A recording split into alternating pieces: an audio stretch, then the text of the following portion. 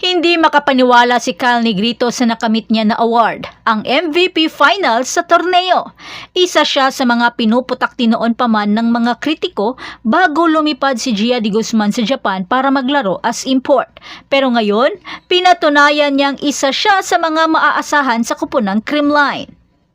Si Kyle Negrito ang pinangalanan na Finals MVP matapos ang matinding laban ng Creamline kontra sa Signal, kung saan nakamit nila ang unang Grand Slam sa kasaysayan ng Premier Volleyball League. Ang kapanapanabik na Finals ay naganap noong Huwebes ng gabi sa Smart Araneta Coliseum. Ang standout ng Far Eastern University ay naghatid ng 25 excellent sets sa isang laro kung saan lumaban ang Cool Smashers mula sa 1-2 set deficit. Si Negrito ang ikatlong setter na nanalo ng prestihiyosong award, sumunod kina Gia de Guzman at Kyoka Oshima. Ang pinakabagong award na ito ay nagdagdag ng